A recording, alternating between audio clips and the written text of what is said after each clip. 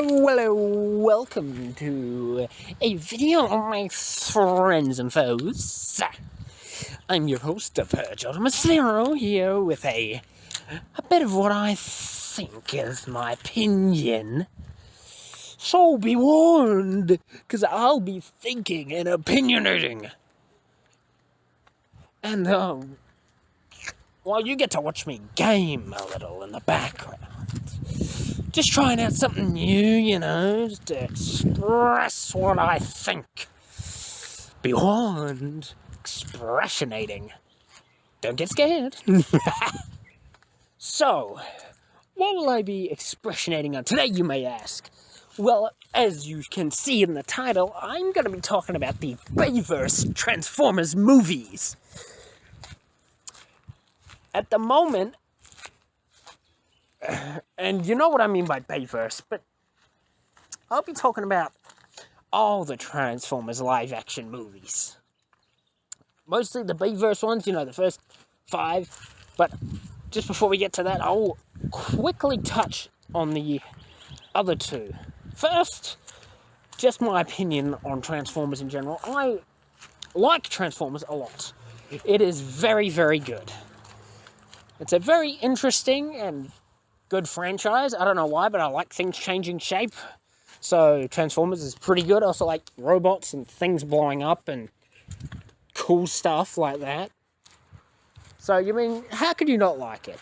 And I've watched quite a few Transformers series, Some of the Japanese ones I watched bits of. I've seen most of Transformers Prime. I think I missed a few episodes though, after I pirated it.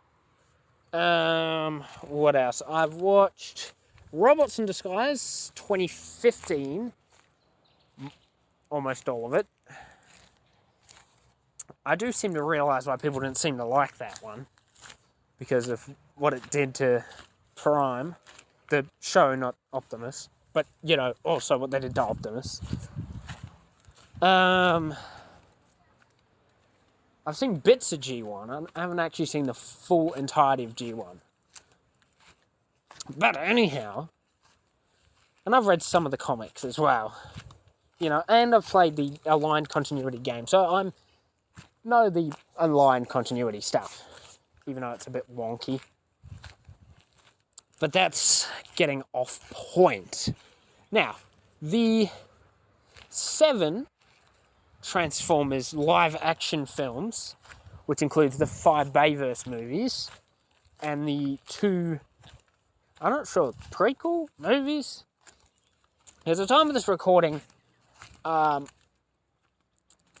Transformers Rise of the Beasts has been, teased, and it will come out at some point next year, which I'm not sure how that's going to fit in the lore, because, with Bumblebee and the other 5 Transformers films, they kind of fit in, because, Bumblebee's, you would think to be a prequel of,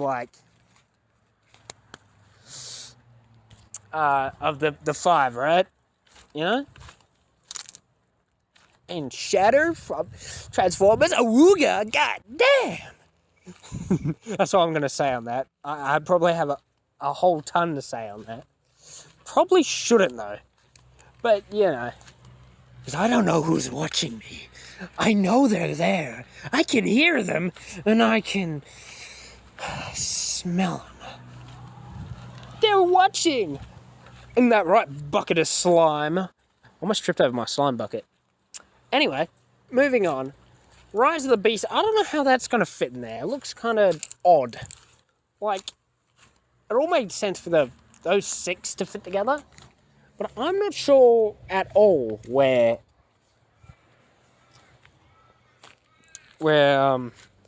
Rise of the Beasts fit in. So, because Optimus comes on Earth in the first Transformers film, 2007, but he's already on Earth in Rise of the Beast, so I don't know what's going on, to be honest. Pretty wacky, pretty weird, pretty strange. Anyhow, now to the 5 films. Whew, boy. Now, I'm going to say I do like the films. that was my original view into Transformers, the children's toy, which was made into a M-rated to MA film series by Michael Bay, with humour like they were making a South Park episode, but, you know, not as provocative. So they've got some jokes, which, I mean, they're funny if you find that kind of thing funny, I suppose. You know, it's good. It's not bad. It's a very interesting film series. But I do say they kind of fell off as the series went on. I mean, there are definitely some flaws. As in, well, every character, every Decepticon character, and, well, practically every character that isn't Megatron, Bumblebee, or, like, Optimus, is very likely to die, especially off-screen, or, like, really fast without specifying it. Which kind of makes the law stinky. And yes, for a cartoon, it has lots of them jokes, which I don't think I can talk about now with my 2 community guideline strikes. But you know what I mean. If you've seen the movie, you know what I'm talking about. There's lots of violence, like a lot, which I'll get to in a moment. And, yeah. Now, I'm going to go over the first 3 films before getting to the last 2. So, firstly, Transformers 2007 is a good movie. I liked it. Everyone seemed to think it was a good movie for the time. It definitely encapsulated the late 2000s. It was good. It was good. I mean, it's not what people were used to or wanted, because that would be more like the Bumblebee movie, but that was a lot more like Gen 1, to be honest. But, yeah. So, it was crude. It had some wacky things in it, you know. And, it was a little silly at times. I like the scene where Bumblebee pisses on the agent, and then they make him get naked. Yeah, classic things for a toy company to have. But it wasn't too violent. I mean, it had violence in it, but it was like wacky violence. Like if you play like a shooter game or something. Like, you know, a comedic level of violence. Like Call of Duty or some game like that. I mean, it wasn't cartoony, but, you know, it was just like, it was fun. Fun violence. And I gotta say, it was really, really cool. And I got a cobweb in my hair. God damn. It was really cool. The characters are there. All of them. They did cool things and made references to 2007 that I can still get because, okay, there weren't that many references. I mean, it kind of was, but eh. It was definitely a something film. Not a bad film. I mean, it's definitely flawed a lot, but I gotta be honest, it's not anything you can say bad about.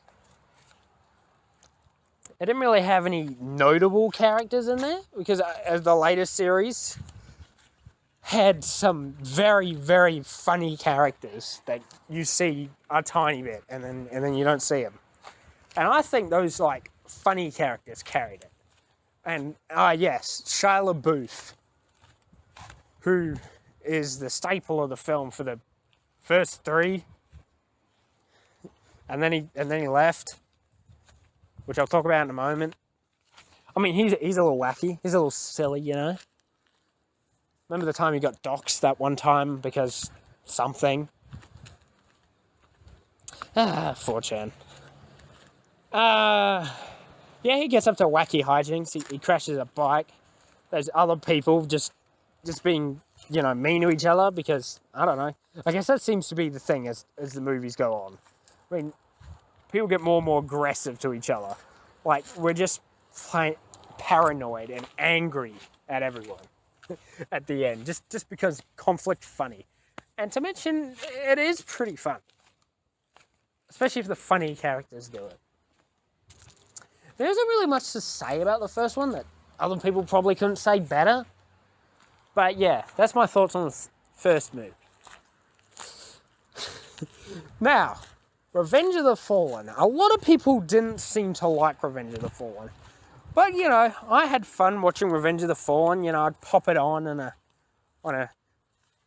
disc, DVD. You guys remember those? You can go to a DVD store and get a DVD and watch it on a DVD player, which sometimes had a VHS player just smacked into it to watch VHSs that were pretty obsolete even when I was around.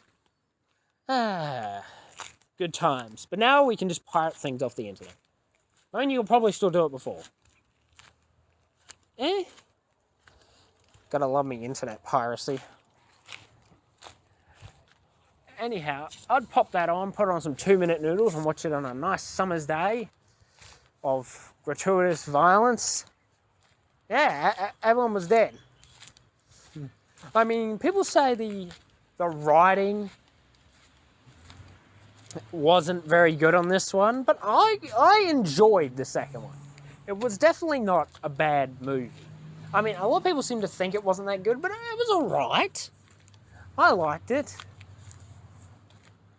Well, actually, the main reason I like it is because of the comedic characters they put in it, which I think is what carried the film and what I remember most about it. I mean, they had some weird stuff in it, and there were a lot of memorable scenes, and it's kind of like a nostalgia thing for me, you know. But, oh, they went nuts on this one. They just went sort of all out on the wacky hijinks. It was definitely a wacky film. I can't get into details because YouTube will tickle me. God damn it, I can't even finish the joke! You know what I mean? Wacky film, wacky hijinks, funny characters that may be racial stereotypes, but I enjoyed them as characters. Even though they got in that fight for that one time, even though it kind of felt normal.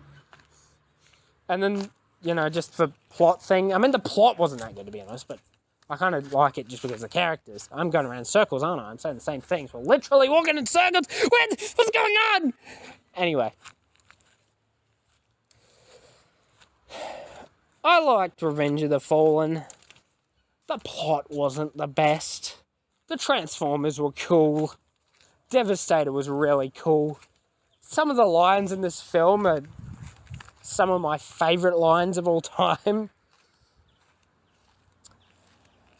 Including one from Jetfire and one from Agent Simmons. I like the part where Jetfire says, what does he say? You're my dad! Adding to the fact that Transformers have parents somehow. But then again, I guess the Bayverse films kind of, with the certain jokes they put in there, they kind of imply that Transformers are born differently to how they are in other media. And with some of the words they choose. So, you know, what can I say? So anyway, I'm getting off topic. It's like, my dad, you know my dad, you know what, he was a wheel, and you know what he turned into? Nothing! And that was a good line. That always makes me laugh. This old ass guy's just saying that. Now that's a certified hood classic. Now who else do we have? We had Wheelie, and almost every line Wheelie says is pretty funny. Even the twins I thought were pretty funny. They're kind of like Wheelie, but big. I mean, yeah, some of the designs are... But, you know, I was amused. I mean, I get what the backlash was, and I'm kind of mad that we never, ever get to see the twins, like, in any other media ever again. We probably never will. Which is really lame, because they were funny. But sad. Same with, like, a lot of the Bayverse characters that I like, which were kind of just all the comic relief characters. Like, appear there. They're, like, being generated for that one film, and then we'll never see them again. Like, they appear, and then they die, and then that's it. Like, I'm not sure if Wheelie even died at the end of the last night, because I watched that once. But I'm getting off topic. Again. So, as I was saying, it's a wacky film. You know, Megatron died at the first one, and they're like, how can we have film with a different villain that isn't Megatron? So they have to resurrect him for every film. And then they have the Fallen, which is supposed to be really one of like the primes and really cool. But he's just old. And then he dies. And then Megatron's like, Starscream, we better get out of here. I'm scared. And then they just go. That's it. There isn't really much else to the film. The third one was people seem to like this one. I liked it. But goddamn. I sure love watching like 80s cartoon with toys and like marketed children, and I walk into cinema and I get to see actual full gore war crimes on my screen. Great. Yeah, and I mean literally, the gore in this and like the violence is extreme. I went to the store today to look at some of the Studio Series movie figurines, and I look at like one of the characters, like not just one, but two. Their description is just their death scene. It's literally the description of their character. It's like, this character gets a splitting headache when Optimus Prime rips him in two, which we get to see very violently on our screen. Or like Sideways, who we get in Revenge of the Fallen, the game, which I played the entirety of, which I forgot to mention. I mean, it's an alright game. I kind of like going into Sandbox and just transforming and blowing things up. With Grindor's wave weapon, because, you know, he was cool, and he died. Anyway, Sideways, who we see for one whole second, and you can't even tell who he is, because he just drives along, and then he dies. Okay. He just dies, and that's all it says in the box. Like, Sideways is driving through the city, and then he got cut in half. It's not... What? It's not even a character bio. He wasn't even... You didn't even see him do anything. He just died. And I forgot to mention, with Devastator and a bunch of the characters in Revenge of the Fallen, they didn't really make a lot of models, so a lot of the characters died twice. Just because. Oh yeah, and Bumblebee rips a cat's spine out. But getting to the point, Dark of the Moon was a good movie. I mean, the plot wasn't too bad. It was interesting. You know. I mean, a little flimsy with, you know, you can nitpick it, but I'm not going to bother with the plot, because a million other people talk about the plot. Well, you get to see a lot of war crimes. At the start of the movie, they just find a bunch of things, and then they like, revive Sentinel, and then Prime's like, grr, why don't we know about this? And then Shockwave shows up, and then he stares, and he's like, and then he disappears. And then there's a whole middle of the movie where, I don't know, wacky stuff happens. Wheelie's there. He's funny. Everything he says is funny. Brains is there.